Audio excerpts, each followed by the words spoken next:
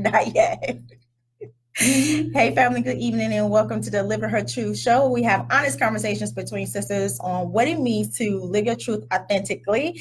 I am your host, LaKitia Woodard, ready to have another moment of truth with you on what it looks like to living your truth. And this is my way of giving you the confidence that you need so you can master your greatness. And on tonight, I'm sitting down and having a conversation with my girl, Karee. Hi, guys. I know, right? This is a little like, oh my gosh, I can't believe it's happening. But yeah, it's happening. It's happening.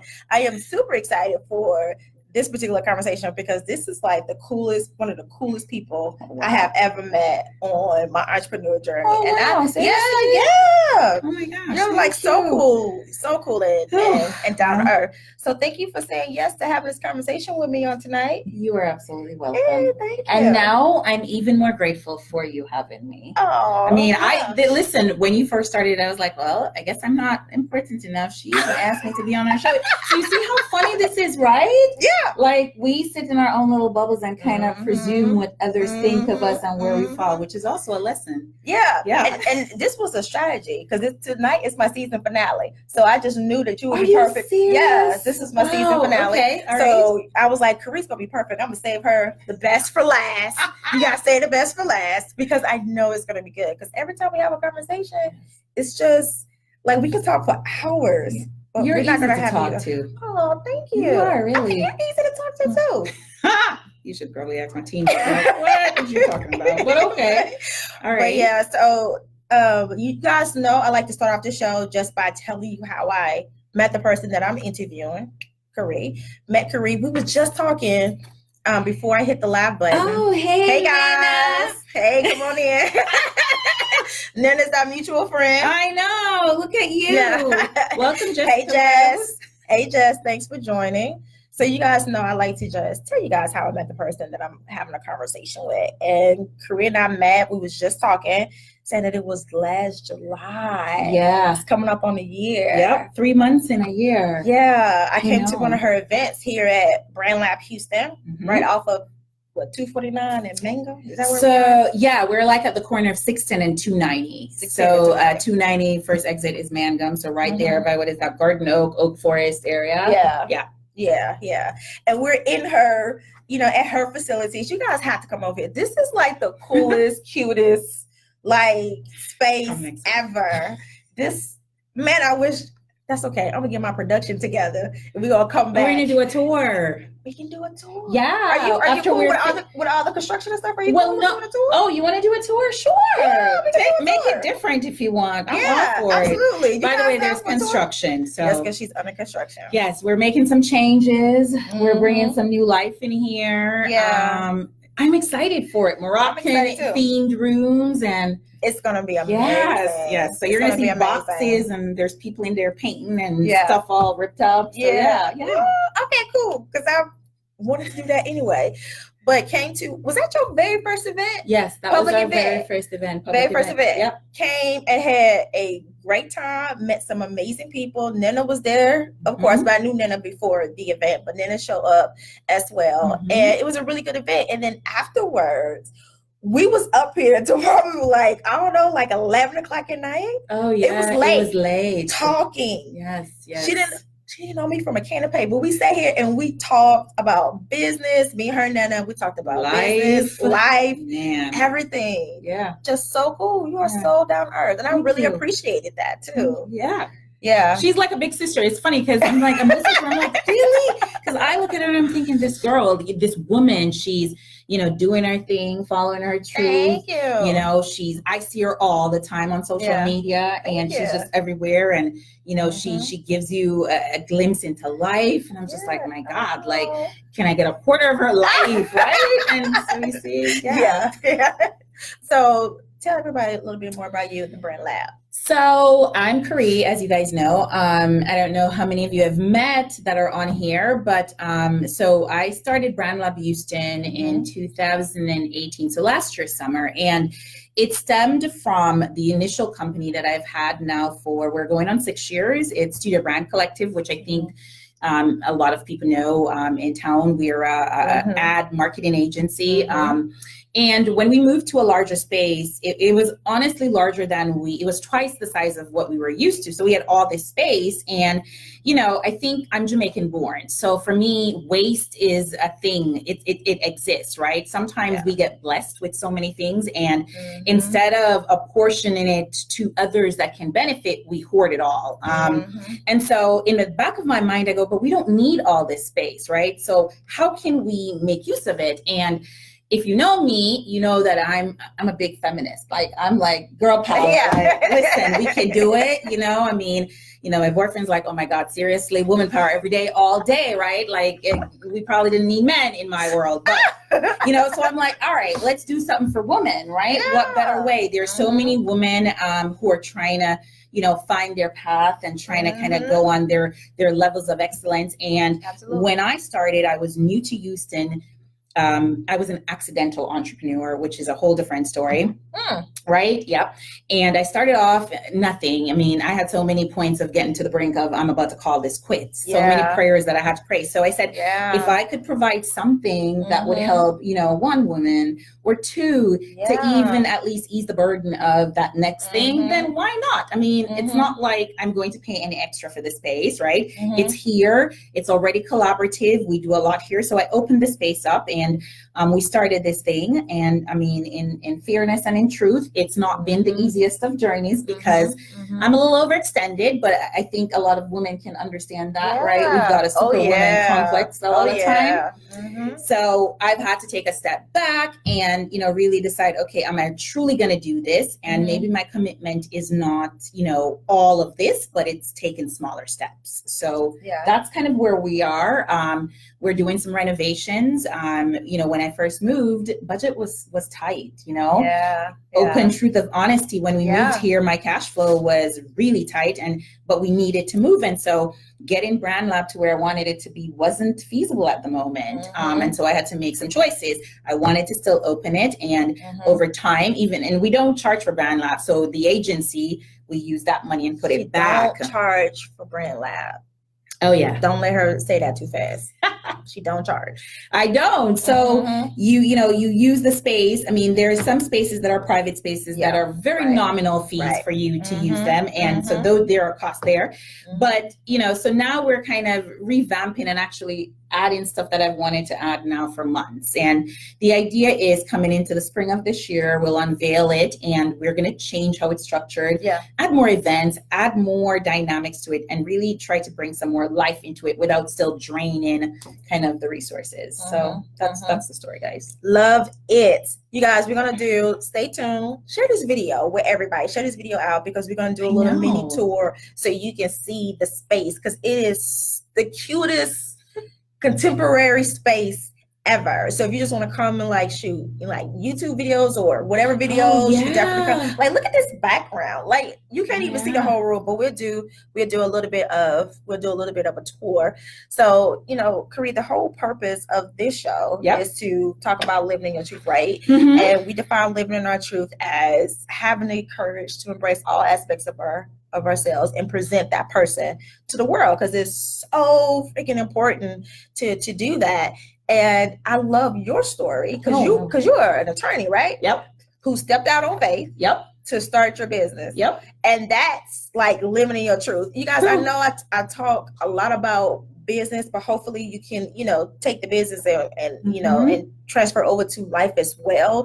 It's just, this is the space that I'm in, but her journey was so amazing. I want you to talk about that because she shared this with me and then the night that we first met, and I just thought that was it was amazing. It's a perfect example of what it means to live in your truth, to step out and take that first step. Do you mind telling us that story? No. So as I mentioned, I'm Jamaican born. So I moved to the States when I was late teen. So I went to college here. Went to undergrad, went to grad school, and went to grad school times two.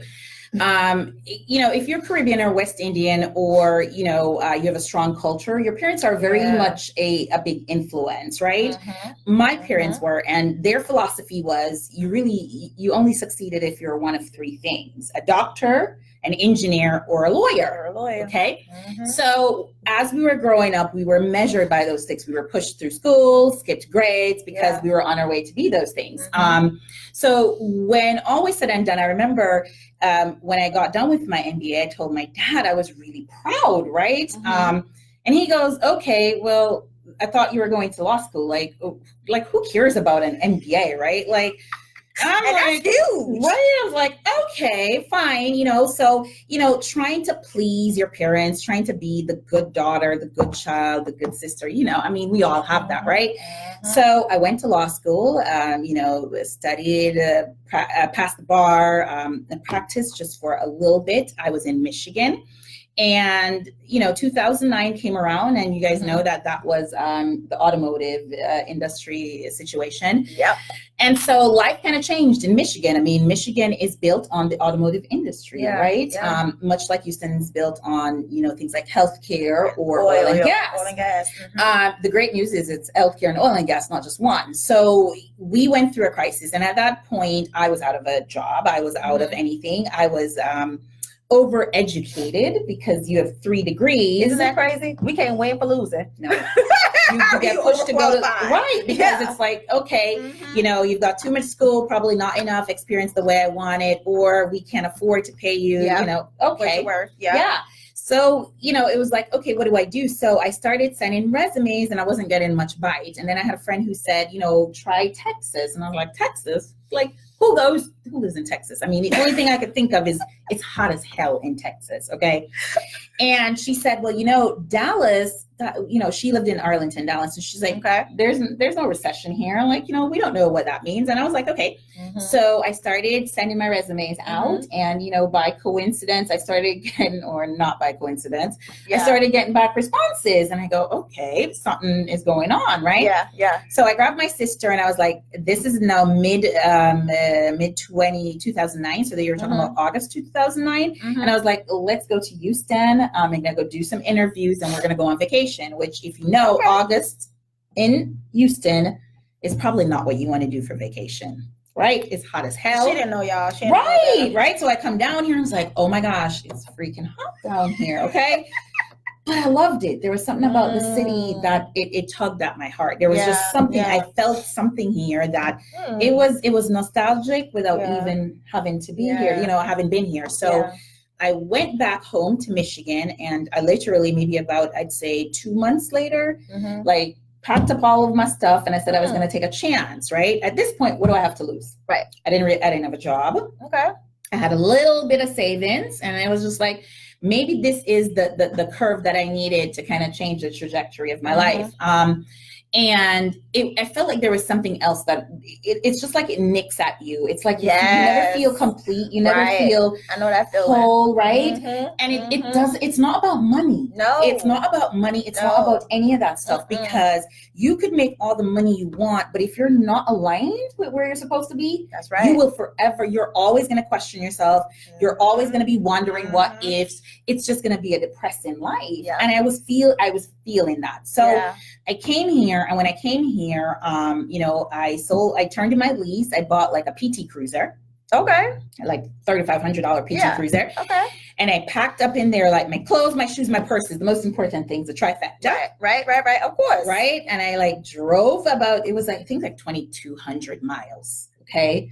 So I drove, I parked in the car in a rest stop. I slept, you can't go to a hotel. I mean, you're on a budget, right? Right. Wow. Yeah. And I got here and I lived in a hotel for maybe like 6 months. And it not like a fancy hotel, like, one of those like resident in things that like an extended stay. Yeah. Has the kitchen and the little kitchen and all of that, right? Yeah. So I lived in that for a while. I didn't know anyone. So I was just here. I was interviewing and obviously, it's kind of like you're in the city, you're on very finite, things, but it was, now the world was in front of me. And I remember going to interviews and getting offers, but they weren't exactly what I wanted to do or what I felt that I wanted to do.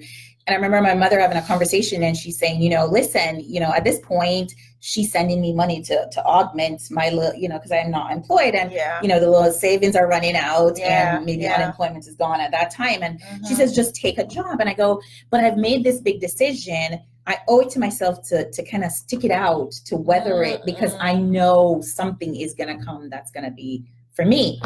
And it came. I found a job that I was able to bring my experience in operations and in business plus marketing, and it was a creative field, right? And it opened up my eyes. And then for the first time, I was just like, oh my gosh, color, design, fun stuff. It was just like, give me everything. I was working morning and night, like I was engrossed in it. And, you know, after a while, I felt like, all right, it was time to kind of start my own thing. And I saved up a little money, but I was living well above my means. So we tend to do that, right? Right. And so what happens is that after a while, that money started running out. So I got to the point where I was maybe down to like $800. Wow. Yep. You know what $800 can do when you've got car notes, you know, rent, mortgage, food. I mean, you know, it was just like, okay. You know, I had some small clients, but they weren't big. And so I was at the brink, and it was just like, okay, I literally said to myself, do you jump off of this precipice? Do you give up on this? Or do you go back and, you know, decide, do I want to move forward? And I remember going, okay, I'm hard-headed, and, you know, I will plow through any kind of like boulders just to plow, right? And I remember I said a prayer, and the prayer literally went, for the first time, because I remember when I did it, I was like, do you really want to say this to God? And I was like, no, I want to say this to God. And I said, listen, God, I know I'm tough-headed, and I know that, you know, you might see a path for me that's not what I see or what I don't want to see, right? Because sometimes the path's there, and you're like, I'm not going there. I'm going to go left, right? And so I was like, for the first time, I go, if the path you want for me is really not what I agree with, I will go there. Because at this point, I truly need to know what I need to do. So I will let you lead. I will follow whatever it is that you're going to put in front of me, even if I don't want to do it. And I remember praying. I even remember the bed. I remember the night. It was the night that changed my life, because I think for the first time, and I think that's faith. Yeah, you gave up to you being in control of your destiny. Absolutely. And you gave it to somebody else. You gave it to, you know, that person, that, you know, your God, your being. And for the first time I said, you know, the wheel is not mine. I mean, because I think when you're raised to be ambitious and destined, you know what you think? You think that you have control of everything because you're taught to be that way. And it's not bad, because, you know, no, I mean, I love my parents for saying to me, listen, you can do anything you set your mind to. But at some point, you've got to realize that that's not the only thing. There is a higher being that you do have to also be aligned with. And I remember that moment, because if we fast forward, so I got, my mother paid, you know, my note, she gave me some money, and I was like, okay, so she gave me 1 month. This was December. And in January, her sister passed away, and I went to the funeral with her, right? And I went to support my mother, and I said, all right, this is it. The January, I got to make that decision. And as it turns out, that same January, I get an email through LinkedIn. Okay. And there's this guy who, in the job I left when I quit, he was an IT guy. And I would always talk with him. You know, I'm a chatty Cathy person. Like, I talk with anybody, right? And he heard that I'd left my job and I started marketing. And he would always, we would always talk about marketing. He was in-house at an oil and gas company. And the guy who was the VP of marketing was the person who recruited him. So they were close. So he kept saying to him, we're looking for somebody to do our marketing, oil and gas. You know, they wanted the brochures. They wanted some marketing brochures for trade shows. And they were charging them like $30,000. And the guy says, I think that's too expensive. So he reaches out to me and he says, listen, they're in the market. Can you help them? And I go, yeah, but, tell me what's going on. And he gave me the story and the breakdown. And he said, if you want the job, just be smart about it. And I was like, all right.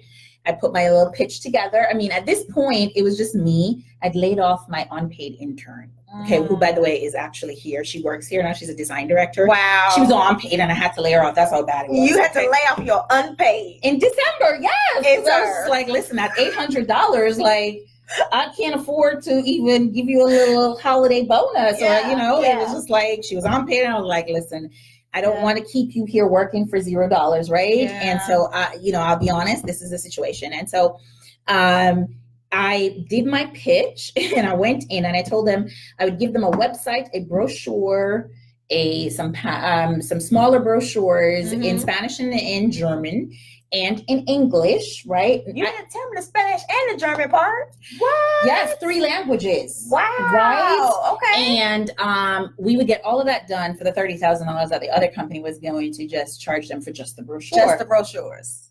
And the guy who owned the company was an older gentleman, and they're still a client. And he was just like, wow, I like you. And I was like, great. And he gave me the job. Wow. And that was the first time. And the total was maybe about $37,000. Wow. $37,000. Now, $37,000 for all of that is like well beyond what we charge now, which is interesting. But at that time, $37,000 was like, oh my gosh, like this is friggin' jackpot. Because you go from $800 in your bank account to somebody signing and that we're giving you a contract for $37,000. Yes, that's huge, right? I was just like, God, like that's not even a double. That's not a quadruple, right? It's like 1,000% increase or something like that. That's crazy, right? Yeah, yeah. And I was just, so now I'm like, crap, I got this contract and then I have nobody because I laid the unpaid. Because you laid off for unpaid intern. So now you got this contract. Now I've got this contract and I got to go find people and figure out what to do. And that is what is where we are today. Wow. Yeah, you guys, y'all see how amazing that story was. So think of me hearing this, just starting my business, coming to this event, because I'm just not starting to get out in the world to do networking or whatever. And she sits and she tells me this story. You talk about inspired, because how many of us give up way too soon?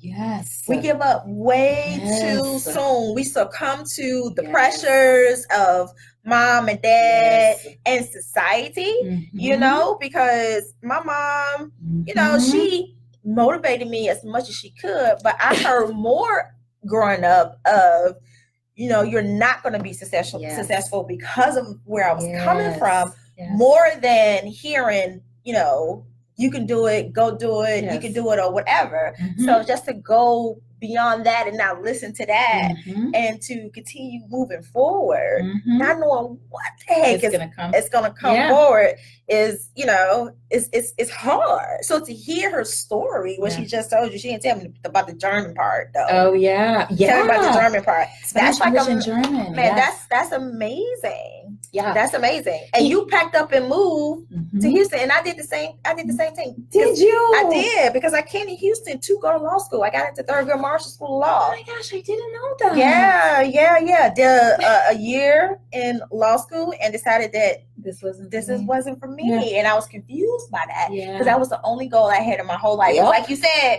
being an attorney, that spelled success. Yes. Right. Yes. But then I get here and I'm like, I don't.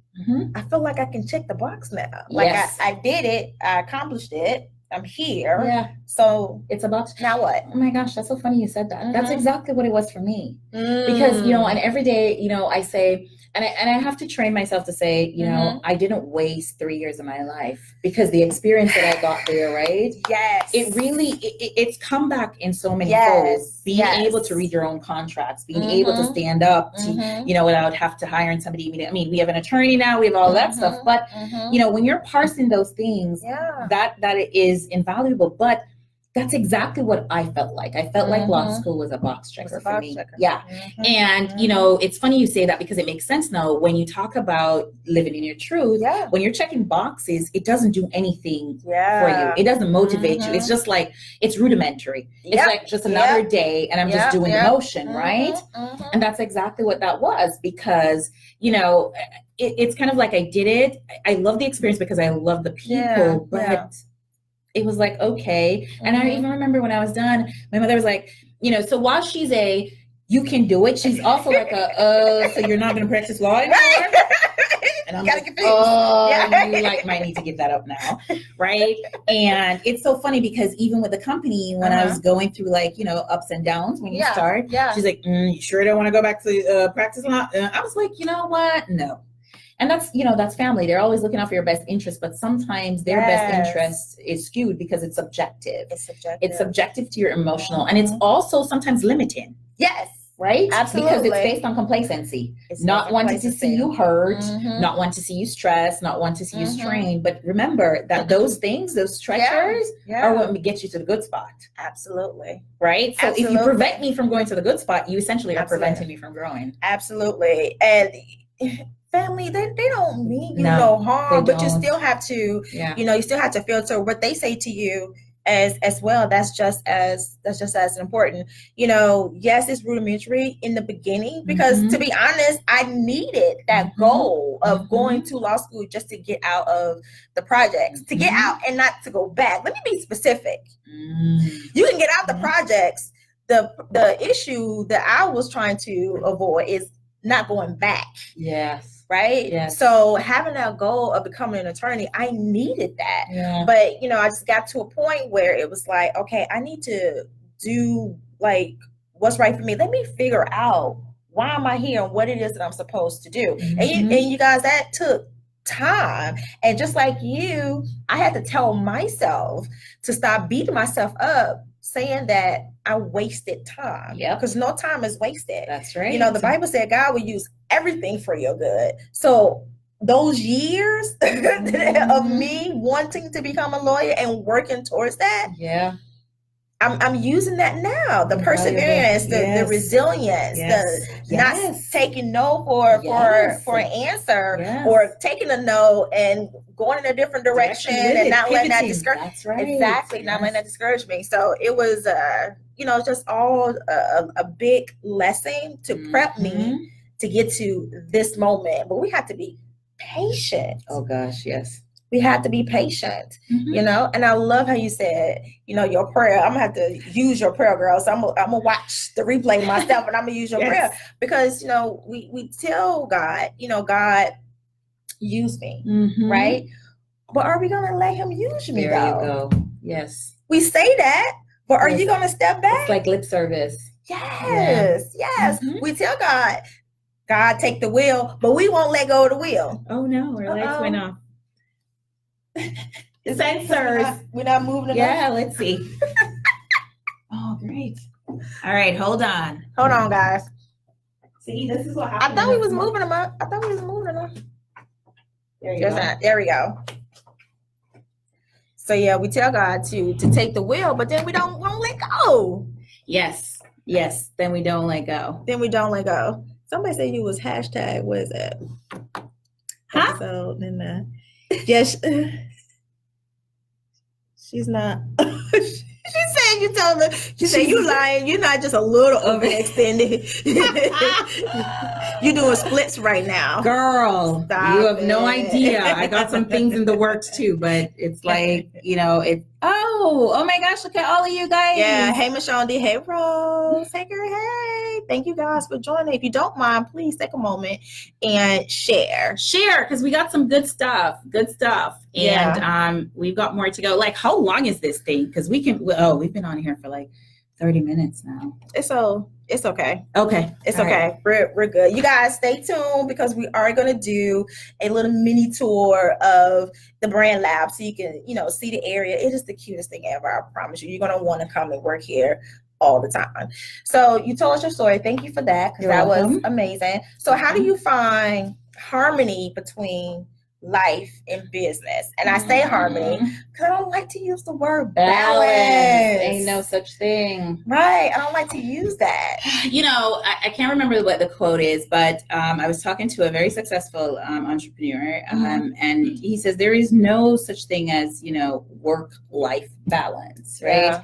There's work balance and life balance. I mean, because your balances are going to shift. Yeah. And, I know social media, we use the term self-care and, I certainly need to practice more of it if I'm being truthful, but I feel that sometimes we use it incorrectly when it comes to entrepreneurship, right? Because self-care and entrepreneurship in my eyes doesn't equate to I'm going to go off and take all these trips. I'm going to go do all of this stuff. Because being an entrepreneur, you've got to sacrifice. If you truly want to get to somewhere that's spectacular, somewhere that, you hope will be bringing you dividends and returns when you're older, right? Yeah. You got to put some time in. But I do think that balance is one, choosing your battles. Yes. Okay? Yes. Stand up for the things that you are really passionate about. Mm-hmm. And whatever those are. I mean, me, for example, sometimes I have to talk myself down because I get really upset, like, disrespecting women or disrespecting women in business, or, we do have this world now that entrepreneurship is big and women are doing their thing. We are. Right? We showing up and showing out. Yeah. But then there's also still people who kind of put down women and the effect that they can have in moving things, right? Yeah. And so sometimes I feel like, it's going to always be what society is, but you've got to speak up for the things you're passionate about. The other thing is too, is that you have to be willing to say no. Right? I mean, again, self-care doesn't just mean vacations, everybody's, on the beach or right. Self-care means saying this does not align with who I am. Absolutely. This does not align with what I want to stand for, what I want to be, and all of those things. Yeah. So unfortunately, I can't do it. Right. Right. And I mean, it's funny because when you start off as an entrepreneur, you say yes a lot because you're unsure of what's happening, and that insecurity of knowing where the next dollar is coming from allows you to keep saying yes. That's good. That's good. In my book, 31 Days of Truth, Manifest Your Passion, Power, Perseverance, I have a day, 31 days, I talk about different truths, right? I have a day dedicated for teaching you how to say no. And I also have, and I also have a day on saying yes, how to say yes. Right? And that day was inspired by Shonda Rhimes' book. Yes, The Year of Yes. I just got that book and the whole workbook thing. Ask me how far. There's a workbook to it? There is a workbook to it. I didn't know it. You've got to kind of like, each month, each day, what are the things you're saying yes to? What are the things that you're manifesting? Yes. Yeah. Okay. I didn't know that. Yeah. But I put that in my book. It was inspired from Shonda Rhimes' book, The Year of Yes, because I'm listening to her book and I'm like, how can you go your whole life saying no all the time to opportunities? Like she had opportunities to have dinner with the president and she would say no. Like who does that, right? And it made me reflect on my life because I say yes to everything. And that was because I didn't know what the opportunities were. So if something came my way, I just said yes. But it could have been a little bit of insecurity, and just not knowing where to go next. So can I tell you something? Yeah. It's the same on each extreme. So people who say yes a lot are insecure about what's to come. When you say no a lot, you're also insecure about what to come because maybe you don't value what you have to offer yet. Yeah. And we've all had the experiences where we've walked into spaces and, we're like, oh my gosh, am I supposed to be here? Oh my gosh, man, do you see who's in the room? Absolutely. Right? And so you feel like you're out of your element or you're in a crowd that's way above your head. And sometimes you say no, not because you can't or it's not possible, but because you're fearful of actually doing it and experiencing it. So it's actually the extremes, right? Yeah. And so the flip of being able to say no is also being able to say yes to the things that align. The things right? that align. Yeah. So it's like that balance of yes and no. And you learn that. It's funny now because when I first started off, I think I'd take every client. It doesn't matter. It's a client, right? I am now blessed enough to say that, when we have clients, there's certain ones that are just, unfortunately, they don't meet where we're trying to go in terms of growth, right? And then there are those where the money's good.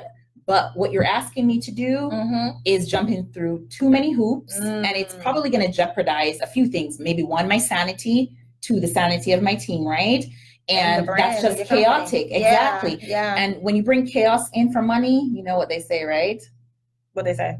Money is the root to all evil. The root of all evil. Right? Yeah. And if you're taking chaos the love of money. The love of money. Yeah. The love of money. So that's the thing. It's like, as you evolve as an entrepreneur, the whole point about it is that you've got to put in your time so you're able to better align the things you do as you get older, as you grow as an entrepreneur, right?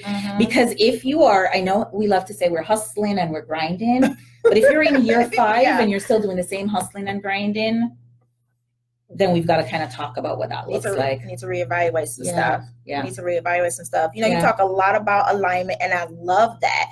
But to become aligned and to know what your passion, your priorities are, it takes self-awareness. Mm-hmm. And that's something that we don't tend to do often as we should.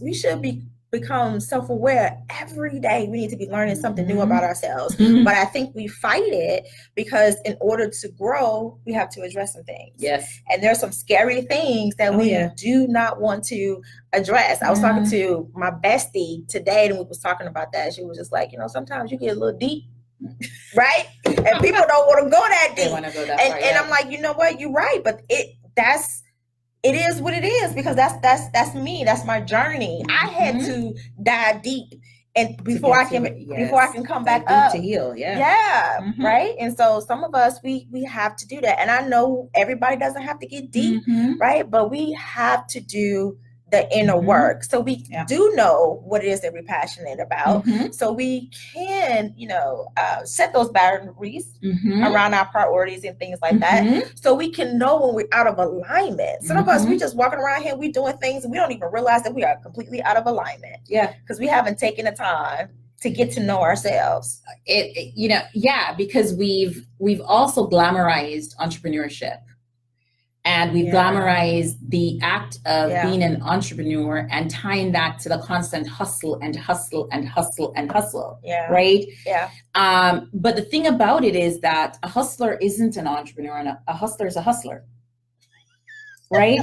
An entrepreneur is somebody who's got an idea. They take that idea, they're able to generate revenue off of it. They improve it, they experiment with it, and maybe they sell it. But at the end of the day, it's you start with something and you're perfecting and you're growing and you're growing and you're changing, morphing and growing. And so, I see a lot of times people coast. It's kind of like, I'm just out here hustling just to hustle. And we're not aligned with, okay, is this what you're really meant to do, right? Right. Is this what is meant to be your lane? Because the thing about it is, when you find your lane, you excel sometimes even without trying. I mean, I hate to say again for the people in the background. That's all the way in the background. When you in your lane, sometimes you excel. It's almost without even you trying. Start to feel like it's a magnetic power of pull, right? Things, it's law of attraction. Yes. When you're in the right space, the right place, the right mind, the right lane. Oh, the right mind. It comes, and sometimes you're like, God, you are good. And he's saying, yes, I'm rewarding you for being true, right? You true and faithful servant. Right. You ask for him to show you and guide you, and you are going about it the way you're supposed to. It just comes, because I know there are people who say, oh my gosh, you started this company and with literally like $800, right? We're not $800 now, right? And when somebody says, well, how did you do it? I got to really dig deep. Because I have to dig deep, because I have to really figure out, how the hell did I do it? Because sometimes it's not that clear, right? Sometimes it's not like I was up here toting up a hill and a mountain. And while I can certainly pick out key things that I felt like were turning points, I feel like a lot of it was because I made a commitment to follow a passion that I saw. I gave up a lot. I gave up things that people would hold on to because of the clout of being a certain thing. And in that sacrifice, you almost strip yourself to the bare bones to say, build me back up. Ooh. Right? Yep. And in building me back up, you start following, you start serving. Yes. And in serving and in doing, you start realizing more, you start realigning. It just life. I mean, I can work 15 hours a day, and it's just like, it's just another day. I'm back up again, and I'm at it, because you are invigorated, because it feeds your soul. It just keeps feeding your soul. And it's just hard to turn it off. So I think that, that's going to be a big indicator for a lot of people, is that you'll know. It's the weirdest thing, but you will know. You will, even if you are the busiest person, you will be in a certain level of peace and a certain level of, gosh, this is it. And it doesn't mean that I haven't had moments where, cash flow was a problem, or, we were financially tight. And that happens. Yes. That's going to happen because that's called life. It's called life. There is no perfect, uphill. But when you're in your alignment, you work at it, you put the time in, and it comes to you. So that's the only thing I can say about that. Yeah, that's good. I love that. I'm in this space right now where I'm just like questioning everything. Just questioning everything. I mean, not in a bad way. Okay. In a good way. A lot of the things that I've like heard over the years, just growing up, just questioning things in order to grow. Like, for instance, I know we've been talking a lot about business, but like, for instance, people will say, or you may have heard, never mix business with pleasure. Yep. But now I'm just in a space where it's just like, why not? Why not? Because, your gifts, your talents, number one, that's going to set you apart from somebody else. From somebody else. And I think that can be a problematic for most people, because your gifts and your talent is supposed to set you apart. But a lot of us, we feel so isolated for so long that we just want to fit in, yes. And it's like, but sometimes you have to stand back so people can actually see you, and that may require, but more importantly, so you can see yourself. So you can see yourself. And that may mean giving up some things, like you said. That may mean giving up some things. I had to, to give up some things, but I gained so much more. Isn't it funny? Yeah. You gain so much more. And, service, I truly believe that we all have a calling and purpose in our life. And I truly believe the common denominator of our purpose, everybody, is service. It's service. I've been doing, for the month of March, I've been doing a mindset reset. Oh, good. Right? Okay. Mindset reset by rereading my book with a small group of women, and we were in a discussion. We was talking, and one of the ladies in the group, she mentioned that money is like on the bottom of the totem pole when it comes to prosperity. Yes. Prosperity starts with faith. Yes. Family. Yep. Friendships. Yep. Then finances. Yep. We are all out of order. Yep. We are all out of order when it comes to prosperity. Yep. Right? And so we just, I don't know what it is that we're chasing. We're chasing money, I guess. The hustle, the grind, the glorification of entrepreneurship being equated to money. Yeah. We see a lot of times, I was listening to this video about, how we use our influence online. We see a lot of people with influence, and they use it for, admonishing, and granted, I'm not saying, we don't, as people, need or want things to make us feel like we've put some work in. That's all fair. I mean, let's just be real. We've all got nice clothes and, a car and whatever the case may be. So I will not be the first to say I'm driving around here in a hoopty. But I think that I'll give you an example. So yes, so I had a BMW before I started my little journey onto entrepreneurship, and that was when I was in my little job. And I was like, all right, I'm gonna get me a little fancy car to go with, in that mind space. And it's funny because I remember when I first started, and months in, and friends would say, how's it going? And I go, my car's not repossessed. And they were like, what do you mean? And I was like, the benchmark of my success is if my car gets repossessed, right? Yeah. And if it's repossessed, then it's repossessed. But I still drive that car now. Really? Okay. Right? So you're talking about 2011. I got that car, still drive that car now. Yeah. And even with having a new car, that car is my favorite little car because I feel like she's been with me through everything. Right? So again, it's not about the money. It really isn't. Those things are going to come naturally, right? It's really about, all the things that you said, between your faith and being connected. And it's hard because I think that the first few years you go through business, it's hard to maintain any semblance of a life. I mean, you're trying to dig deep in there, but you've got to get up for air. And eventually you have to make it somewhat of a priority to stay connected. It may not be to stay connected with all the 15 people that you used to hang out with. But and that's okay. Right. And that is okay. But maybe it is to be connected with a close few. right? And as those close few grow, you'll realize that there's a reason why you're connected with those close few, and your circle will get a little bit bigger or a little bit smaller.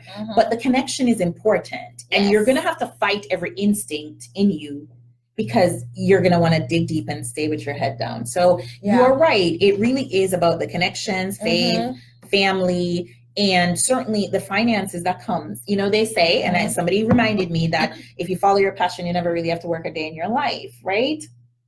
That's what they say. That's what they say. Now, here is my theory to that is, if you follow your passion, it doesn't seem like work, even though you're working. I think I like that better. It doesn't seem like work, because it's work. It's work. Yeah. It's work. Yeah. It doesn't seem like work. It seems like I am going after this thing that I'm passionate about, as opposed to I'm working every day and why am I working? And when you fulfill, it doesn't seem like work. Yeah. But you work.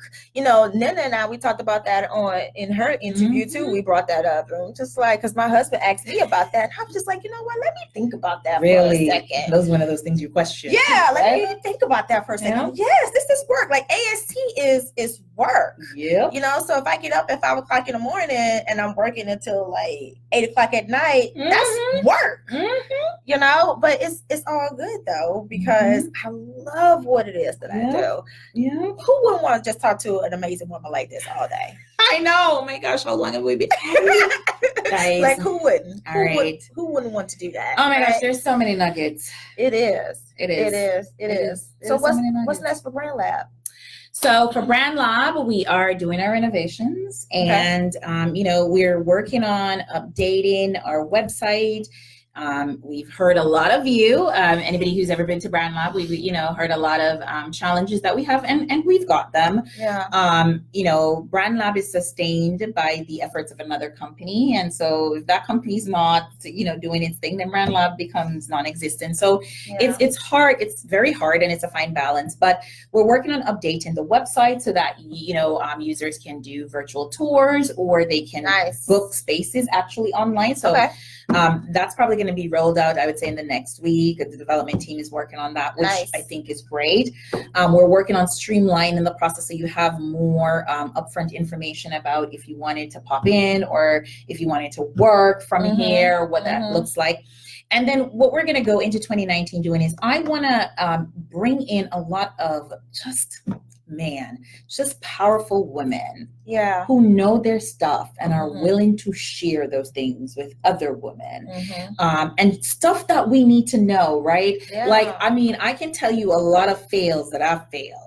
And, you know, whether it is from hiring to whether it is from pricing yourself out of the game, or not pricing yourself high enough, you know, putting proposals together to pitch to get the job, branding yourself, marketing yourself, taxes, finances, credit. Jesus. Okay. The list goes on. The list goes on, but they're all effective. Love life. Like, what does that look like, right? What does that look like? Yes. It's a struggle. Struggle's real.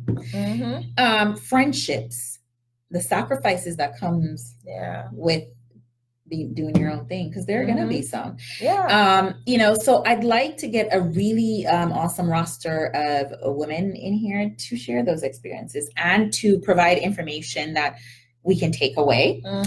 We'd like to kick back up our quarterly events, which we actually pay for all of our events. So for the drinks and for the food and for, you know, sisters to come together and talk about stuff and share. And the last one was amazing. But hold on, don't talk too fast over that. She said that the Brand Lab pays for their own events. So you come for free, and you eat for free and drink for free. Yes. Y'all better come on over here to the Brand Lab. Yes. Go ahead. Absolutely. So I'm looking forward to all of that. And I'm trying to, you know, she said stretch thin. What did she say? Whatever she said. She was like, stretch thin is an understatement. But, you know, I'm really trying to put some time in to really expand the platform. I think it was Nana. Oh, okay. There's more comments there. So, hi, Nana. I am married to the game. Married to the game. Oh my God. Oh, thank you, Rose.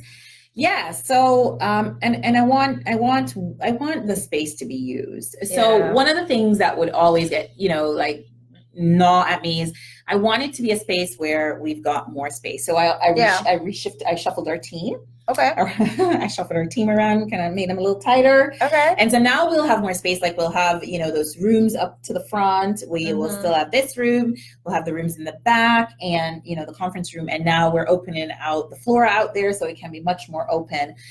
We're bringing in some fun furnishings, you know, just like fun things that you can come and work and feel like, gosh, you know, my environment is colorful at least. And creative. Yes, and just creative. Makes you want to just sit down and write and create. Yes. The space is amazing. Yeah. Let's see if we can do a little. Oh, tell everybody the website first before we go. Oh, yes, guys. So Brand Lab Houston, it's brandlabhouston.com, and social media is at Brand Lab Houston. Or is it at Brand Lab? See, that's what happened. We'll put it out. Don't worry, guys. Yeah, just do Brand Lab Houston. I think it's at Brand Lab. I think Brand Lab. Yeah. Brand Lab. So follow us on social, Facebook and Instagram. And we want to also highlight a lot more women this year. And I think we've already started this year. So it's something that I want us to keep doing because there are a lot of women out there, you know, kicking butt and doing it in unique ways too, right? Like you said, kind of following your own lane and following your own truth sometimes means you've got to venture out into something that's not done before. And you make it your own. Yeah. And it's possible. So that's it. Yeah. All right. Let's see if we can do a little tour. Okay, guys. I guess we're going to do a tour. Do you want to go ahead of me? You can do the tour. Oh, I need to do the tour. All right. Yeah, you don't do the tour. Can I switch the camera around? Because you can't switch the camera around.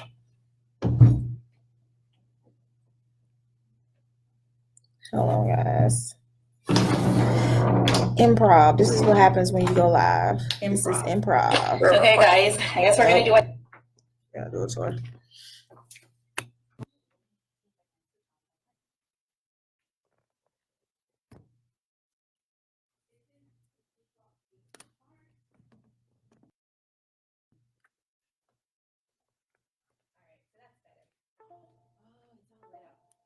It's all lit up? Oh, yeah.